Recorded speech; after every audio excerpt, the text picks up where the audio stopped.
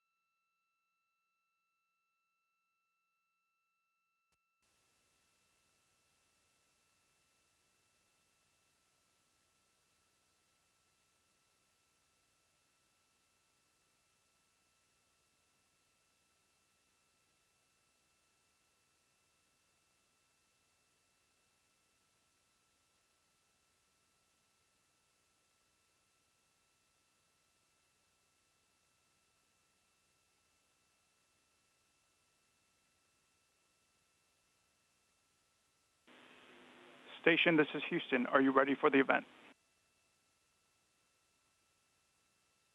Houston Station, we are ready for the event. International Space University, this is Mission Control Houston. Please call station for a voice check. Station, this is Jeremy Myers at International Space University. How do you hear me? Jeremy, this is Station. I have you loud and clear. Excellent. So, Don, we have a room of about 100 participants from over 25 countries. We also have some local children from Brazil, so we're happy to have you today. Hi, Sultan. It's great to talk to you. My name is Michaela Musilova. We met a couple of years ago during the expo in Dubai. We were on a space panel together, and I'm really happy for you that this worked out. Congratulations on all your achievements. And now we would love to ask you if you could help show the children we have here and the participants some demonstrations. We were told that perhaps you can show us a demonstration of water, or maybe yourself kind of flipping in microgravity. Would that be possible, please? Yeah, absolutely. Thank you for the opportunity. I do remember you actually, and it was a great honor to meet you. And today it's a pleasure talking to all the students, and hopefully we can be a source of inspiration or information for you all. Yeah, and yeah, I do have a pouch of water here. I'm going to display some water surface tension.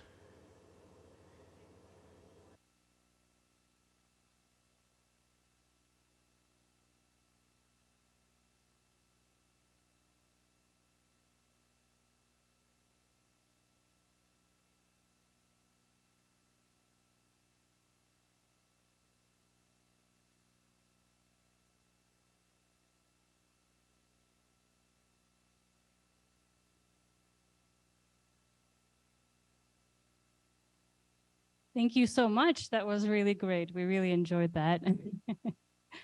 All right. Well, I would love to now pass the microphone to two of the children we have from a local school around age 10.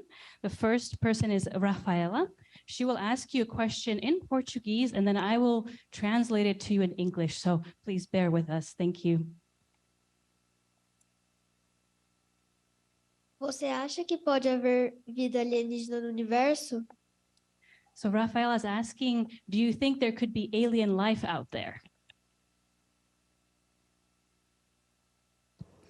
That is a very interesting question. So, when I arrived to station, I brought a small mascot with me. It's called Suhail, and it's the name of the second brightest star in the southern hemisphere. So, everybody thought that that was an alien. So, if that is what you think, then yes, he's an alien. But honestly, I haven't seen any aliens yet. Great, thank you. And our next student, also similar age, Felipe, would like to ask you another question, also in Portuguese, and I will translate afterwards. Do que você mais sente falta de comer? He would like to know, what do you miss eating the most while you're on the ISS? Well, honestly, I miss my mother's cooking, and don't get me wrong, we have a lot of food here. We have different varieties and different menus. We can eat anything, you name it, like fish, meat, and chicken, all the sort of sweets and pastries. But honestly, I do miss the fresh cooked food from my house. Of course, makes sense. Thank you. All right, and now I'll pass the word on to our participants here from the International Space University, who will introduce themselves and ask their question directly in English.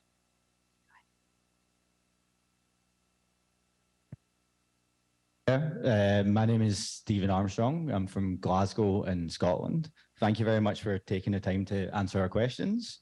I would like to ask you, what are some of the most challenging aspects of performing scientific experiments on the ISS compared to on Earth? And how do you overcome these challenges?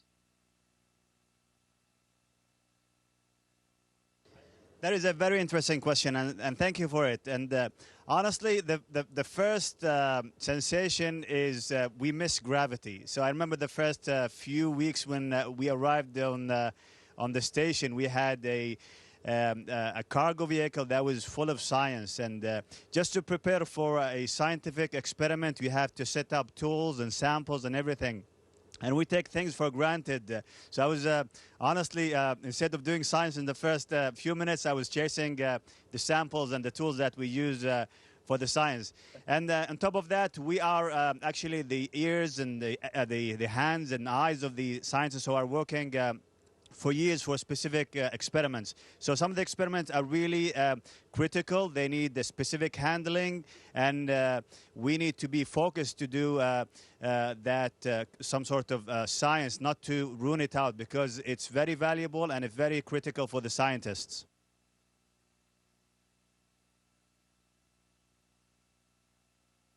Hello, I'm Uma from Spain. Thank you so much for being here. It's crazy talking to you. My question is, how have your experiences in space shaped your understanding of social interactions between humans? Thank you for the question. Honestly, we have a deeper appreciation for relationships with the families, friends, and the loved ones. We do connect with them. We have all this sort of facilities to talk through IP phones or satellite phones, using emails and even video calls. But honestly, we are missing the interaction with our beloved ones. Yes, we live in harmony as a crew. We are a crew of 7 on board the station, but we do feel like we need to connect more with our families, with our friends, and this is what we try to maintain throughout the mission. So it's really important to keep these bonds strong as much as we can.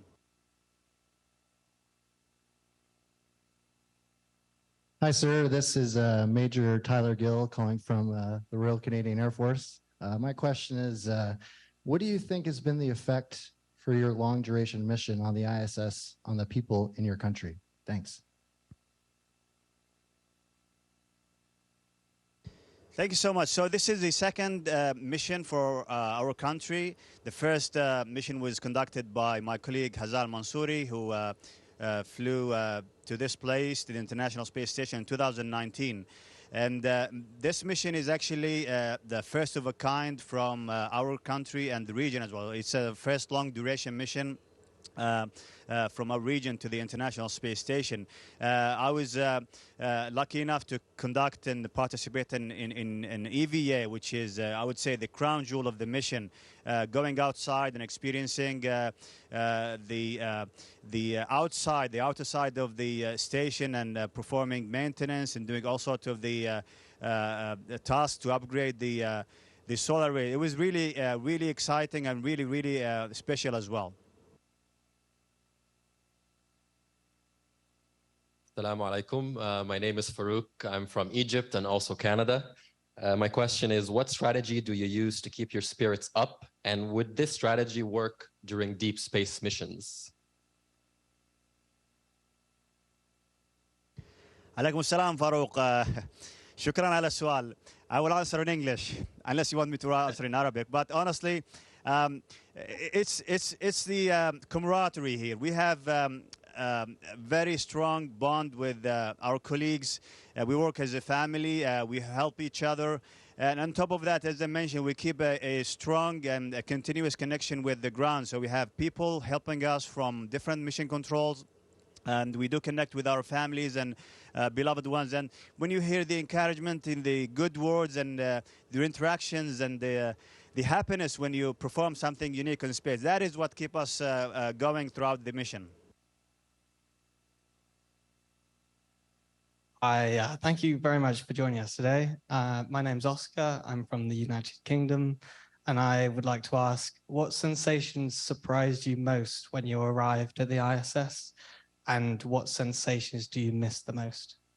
Thank you.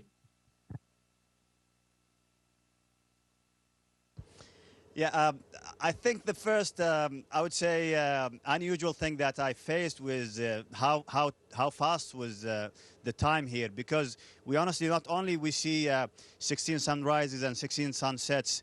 When we arrived here, it was really a quick adaptation time. So right from the beginning, we jumped into the activities here on board the station, be it the science or the maintenance or the outreach. So I would say the pacing in terms of the activities and the number of activities and the variety, that was the first, I would say, cultural shock here on board the station.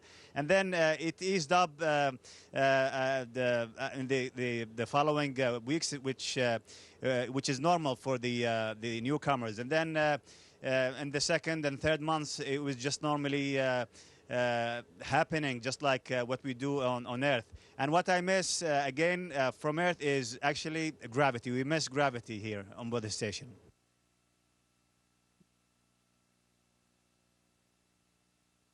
Hello from Earth, Sultan. My name is Rachita, and I'm from the United States and also India. Could you describe how you would prepare for a potential rescue mission when unexpected issues come up at the ISS? Thank you.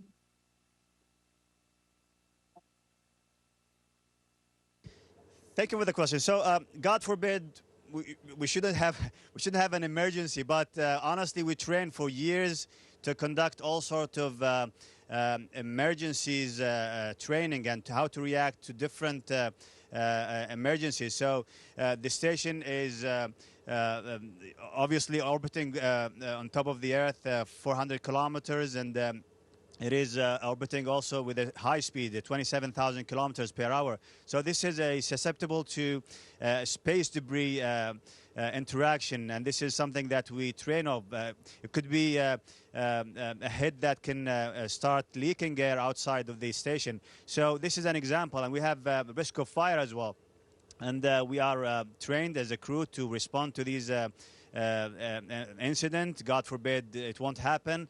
So hopefully this is something that we've been maintaining for 20 years, more than 20 years now. The station has been kept safe, and it's thanks to the training that we have as a crew.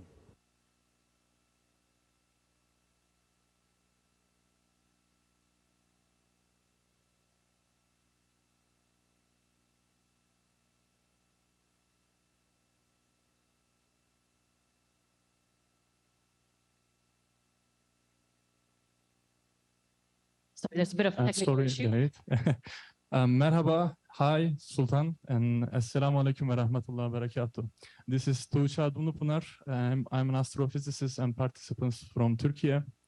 And my question is, can you share some ways you have adapted to the challenges of working in microgravity? And thank you. Alaikum assalam. So there is there is no secret about floating. You'll have to learn. Sometimes you have to learn really hard. Maybe hitting a wall, or maybe breaking hard, like somewhere, or maybe bracing with a friend of yours. And yeah, you have to keep trying, keep maneuvering, and eventually you will get the hang of it. But honestly, yeah, it is challenging sometimes. So you have to keep practicing.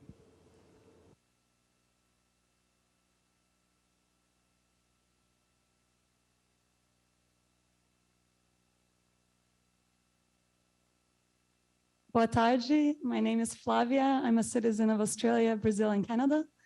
I'd like to know, if you could grow any food in space, what would it be? Sorry, I didn't copy the question. If you can repeat it, please. If you could grow any food in space, what would it be?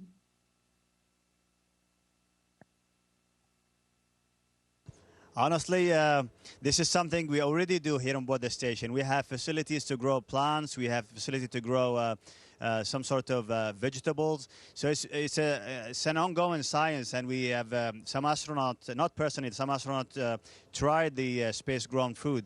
But personally, I would love to. It is difficult, but I would love to have maybe some palm trees with dates.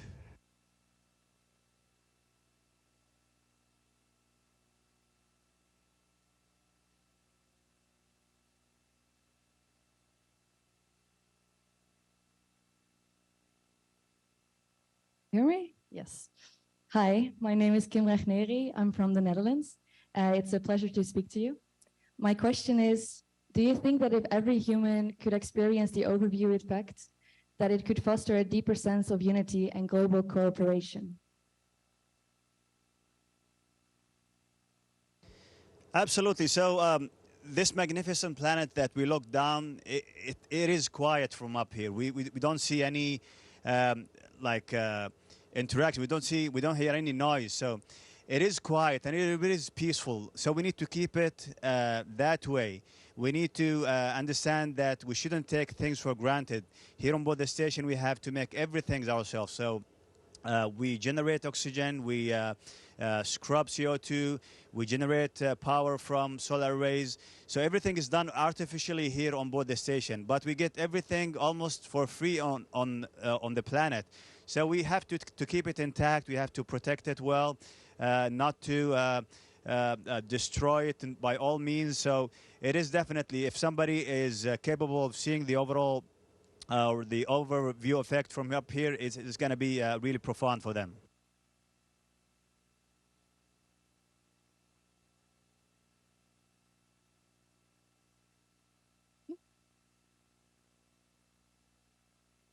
Hello, yes, perfect.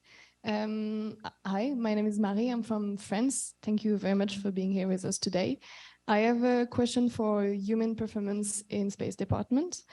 My question is, have you ever experienced difficulties with understanding facial expression of your colleagues in microgravity, especially when you are facing the other person with another angle, such as upside down?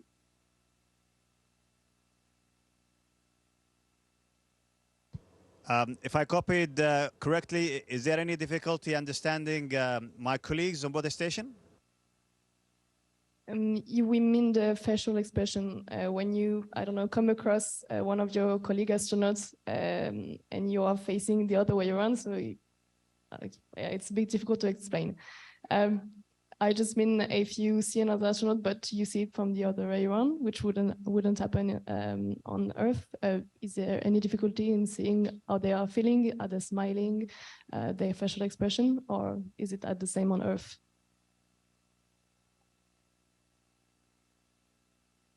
If you ask me about the interaction between the crew members here on board the station, it is totally normal. As again, we train as teams for years, and we build the camaraderie and the teamwork. I would say feeling towards achieving a goal, be it science or doing a maintenance task, or even during the EVA. So we have a task that we have to communicate well, and we have the support from the ground as well. So we have different mission controls all over the world to help us conduct this science and the tasks that we do daily. Thank you very much for your answer.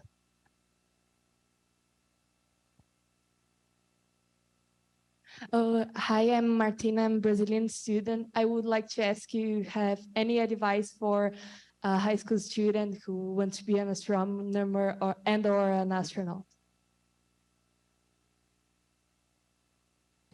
Yeah, absolutely. So I think, first of all, you have to believe in your dream. So if you have something in your mind, just work hard for it. And technically, I would say if you love space overall and you want to go and explore, just to be it an astronaut or an engineer or a scientist, we always tend to say learn STEM, that is science, technology, engineering, and mathematics. So this will open up the door for you to seek your future career. And honestly, again, if you believe in something, work hard on it, and definitely you will reach your goal. Well, Sultan, we appreciate your time, and everyone here at ISU and all the students want to give you a loud applause and yell here in Brazil.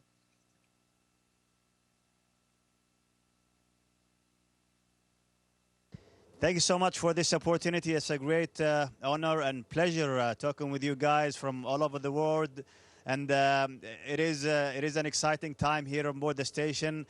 This is the 5th month that we've completed, and we're in our last month. Hopefully we can come back and visit you one day in Brazil. Thank you so much. Station is the Houston ACR. That concludes the event.